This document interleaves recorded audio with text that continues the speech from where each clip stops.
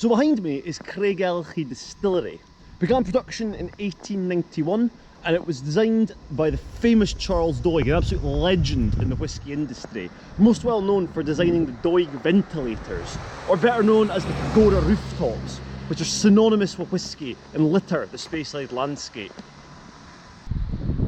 So Craigellachie Distillery is quite famous for using worm tub condensers, and they're becoming a wee bit rarer to see worm tub condensers. I think there's only something like 16 distilleries across Scotland still use them, but these condensers, they help impart quite a meaty, quite a sulphury character to the whisky. And in this video, I'm going to try and describe what worm tub condensers do. So most whisky in Scotland is double distilled. You have the wash still, to which you add the wash, the product of the fermentation, essentially a beer, and you have the spirit still, which you add the low wines to, which is the product of the distillation from the wash still. And both of these stills, they're made out of copper, which is an excellent conductor of heat. So you heat the bottom of your still, and that boils the liquid inside. So boiling the liquid in the stills, that produces vapour, and only the lightest vapours can escape through the line arm, which is a projection coming out the top of the still. And the worm tub, that's a continuation of the line arm. So you've got a big copper tube called a worm, and that snakes, or I guess worms, its way through a big tub filled with cool water. And the cool water causes the vapours within the worm to condense back into a liquid. Now this rapid cooling of the vapours in the worm tub, it reduces the contact the vapours have with the copper. And this is important because copper contact removes sulphides from the whisky, and a high sulphur content's not really something you want.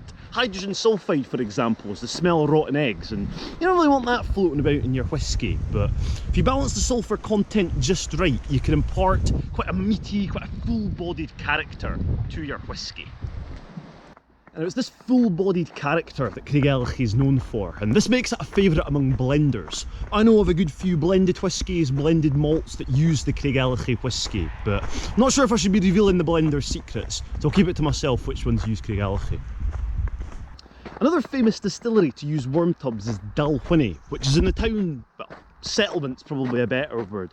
You go to Dalwhinnie, it's literally you're waiting for the harmonica riff to play and tumbleweed to roll past. It's like 6 houses and a train station. But they're famous for using worm tubs, and Dalwhinnie is also one of the coldest inhabited places in Scotland. And at the distillery, they claim that it gets so cold that this increases the condensation in their worm tub, and it actually changes the character of their whisky. So during summer, when it's a wee bit warmer, the vapours, they condense a wee bit slower. Dalwhinnie make the 15.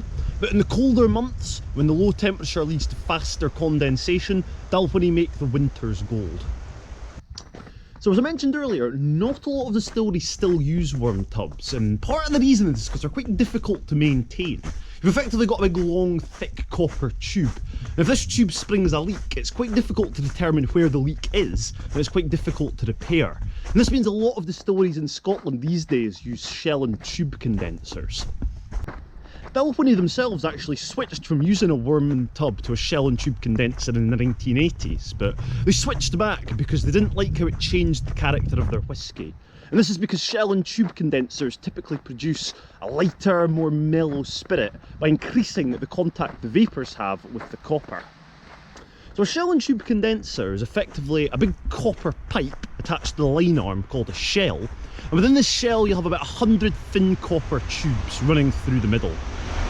So you'll have water running through these thin copper tubes, and the vapours, as they pass through the shell, they're coming into contact with all this copper, and that's helping draw out the sulphurs and produce a very light and mellow whisky. The temperature of the water running through the thin tubes actually influences how quickly the vapours condense and how long the vapours have in contact with the copper. So Glenord, for example, they run warm water through the thin tubes. This prolongs the vapour condensation, it increases the length of time the vapours have in contact with the copper, and it gives the whisky a very light, very grassy character. Now Inchdearney, which is a relatively new distillery in Fife, they alter the temperature of the water running through the thin tubes day to day. So if they want a lighter spirit, they'll use a warmer water. If they want a more full-bodied meaty spirit, they'll use a colder water. So I hope in this video I've been able to put across just how complex whisky production is, and how factors like air temperature that you have no control over can drastically impact the final character of your whisky. So if you've enjoyed the video, do give it a like, subscribe for more whisky content, and have a good one.